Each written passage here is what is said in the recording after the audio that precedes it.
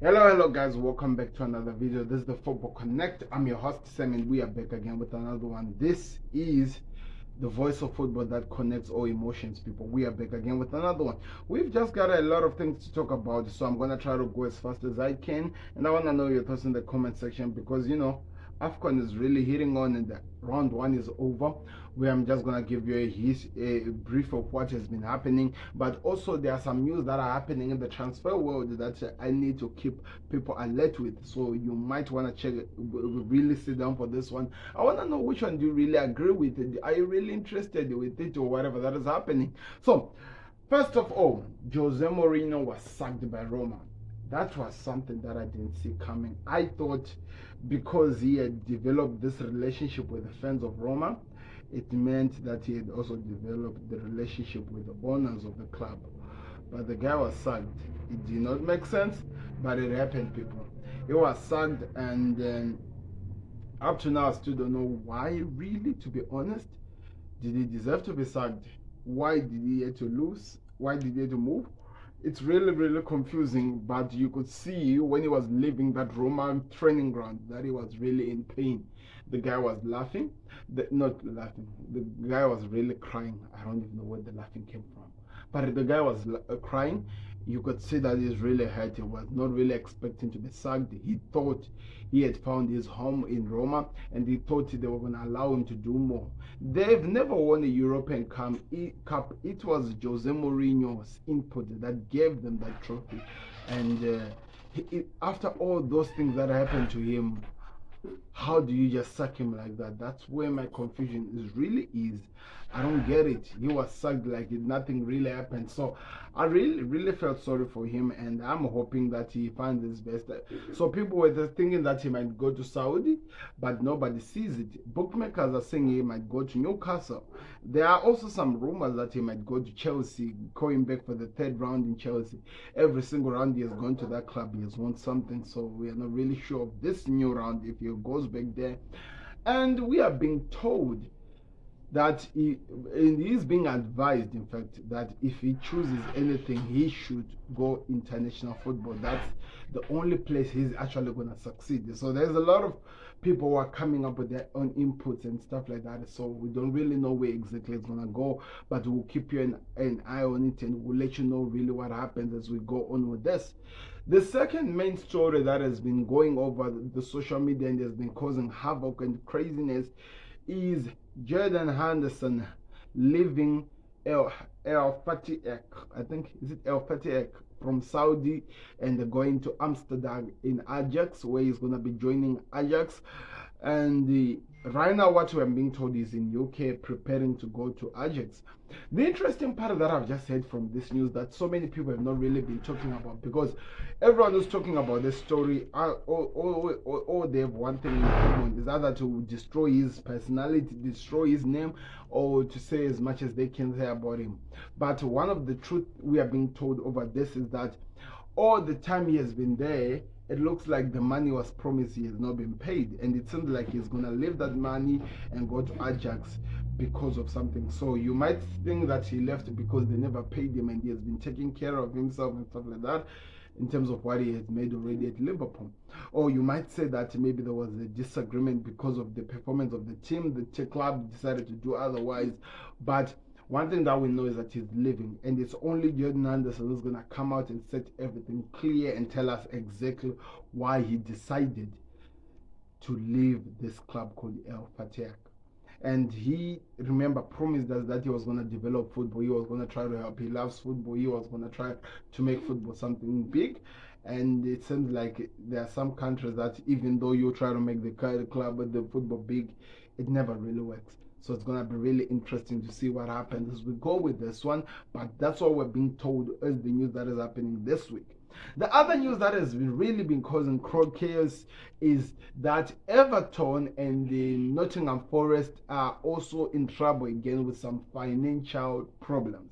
According to what we're being told, the sustainability and whatever, is it sustainability and profit points have gone out. They've surpassed what they were supposed to do. They are in the negative rather than to be in the positive when it comes of the end of the season, which was reached I think last week.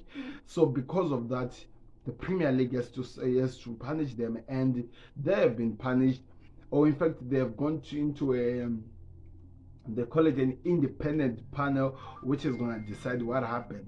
Everton lost 10 points after 1 point. One of the rules was broken of the FFP.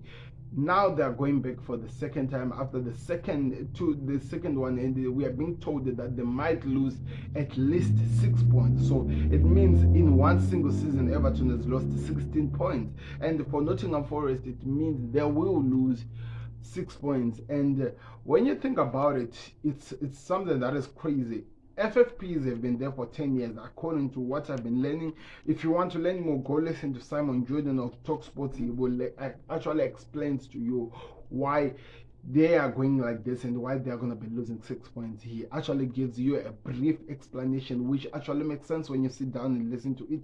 So that's what will be happening, and it's really been going crazy. So many people are not happy. They feel like it's not fair, especially with Manchester City, who are just doing whatever they do and they are getting away with murder. But what we are being told is this: what Manchester City and Chelsea are going through, and what Everton and Nottingham Forest are going through, they cannot be explained even at a go. It's like comparing somebody who have stolen maybe some few cash and is being charged for maybe just being charged with something small, and somebody who has actually committed murder. You can see the difference of the crimes. Somebody who committed murder might even get life in prison, and somebody who committed this might, according to the less amount of they've stolen, they might get even 6 months of probation or something like that. So there is a difference between the cases. So the reason why the Man City's case is taking long, it's because you cannot compare the crimes. They are really, really far away from each other. And because of Man City, of what's happening with Man City, according to the Premier League, they have now confirmed that the date has been set when Man City will meet their judgment. But they cannot tell us from that what has been said, because remember, they were saying their cases in front of the independent committees as well, and it's something that they're dealing with which is away from the world, and nobody's ready to hear that. As much as people want to see Man City being punished, want to see Man City going through problems and whatever, it's not going to happen anytime soon, people. And we are talking about, if they're found guilty, they could be relegated to actually Division 2. They'll pass the championship and go to Division 2 of this Premier League. That's how much in trouble Man City could be in. So we have to keep an eye on that. We cannot compare it to Everton. In fact, if I am an Everton fan, or if I'm any football fan, I'm actually happy to be in the Everton situation, or even into Nottingham Forest situation. I cannot try to compare myself to Man City, because Man City might end up losing it all, even though that they think that they have it all. But they have not yet been charged. It's still allegedly, people, and we cannot really run away and say so many things. We have to give it time. Let's watch what happens, and let's keep an eye to the Premier League, because so many people want to see the Premier League really act. So it's going to be exciting to see how that one goes.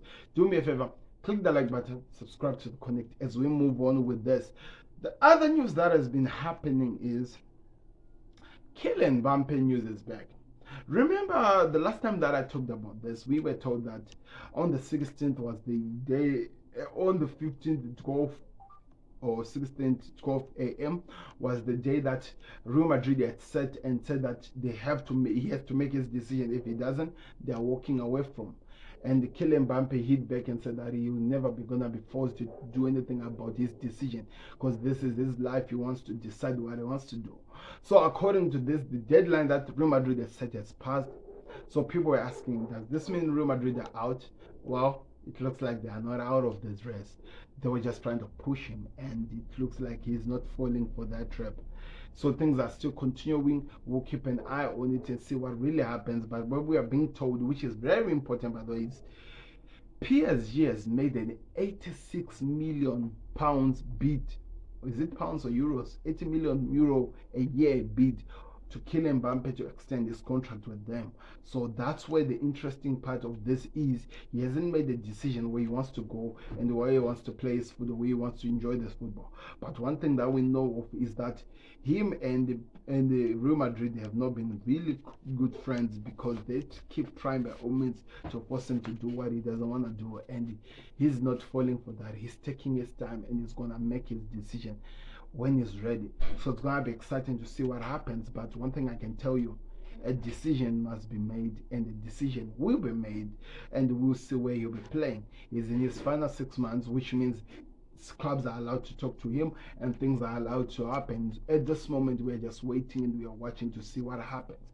But at this moment, it's exciting, people, to see where we are going, and let's see who wins this race at the end of this one. And to be honest, the favorites to get him is actually Real Madrid.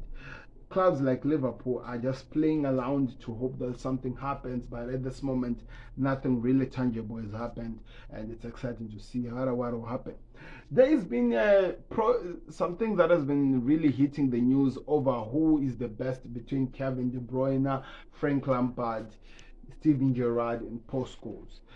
They've been talking about, especially after Steven Gerrard did what he did in the game that was played, if you remember, against Newcastle, came in and became the difference maker in that game. So many questions are being asked. We haven't heard really what people are saying, but so many people are saying Kevin De Bruyne, and some people are saying that it's recently biased because you've just started seeing Kevin De Bruyne. Right now, you have not really seen the Lampards playing, the Scholes playing, the Gerrard playing, and some people are saying that one thing that we have to consider when we make this decision is that how much the other players have actually managed to keep playing for such a long time, which has not really happened for Kevin De Bruyne. So there is a lot of things to talk about, but we'll keep you updated over that one. And I actually think, to be honest, my best over what he did and the players he was playing with, he didn't have world-class players alongside with him, was Steven Gerrard. And as it goes on, we will look at who did well with less people, and we'll get instead Frank Lampard or Kevin De Bruyne. The tie post goals, he was also in a big Manchester United team. So that's how this one goes for me. But people want to do it with the trophies, and Steven Gerrard only managed to win the Champions League. The other ones managed to win all the other trophies. So you never know. Let's find out what happens. But you have to understand, those are group trophies. We're not talking about individual accolades. What has they done individually? We'll see, people. That's my thoughts on it as we move on. Click the like button, subscribe to the Connect. Afcon. Let's talk of Afcon. Egypt drew with Mozambique 2-2. They almost lost this game. Mohamed Salah had to score the last minute goal to win it. This is the round one, people. Ghana were beaten by Cape Verde. The Cape Verdes were crying. The Verde people were crying after beating the Ghanas. What is wrong with the Black Stars of Africa? Looks like they're no longer the same team that we're used to. Senegal beat Gambia by 3-0. There is a kid that we saw in Senegal who seems like he's going to be the star of the show. Scored 2 goals. It looked like he's going to do more. Cameroon and Guinea finished 1-1. That's a game to keep an eye on. Algeria versus Angola finished 1-1. Burkina Faso beat Mauritania by 1-0. And Tunisia beat Namibia by 1-0. We've got Mali beating South Africa by 2-0. And we have Morocco beating Tanzania by 3-0. DRC Congo versus Zambia finished 1-1. So there's an eye way to keep on that one.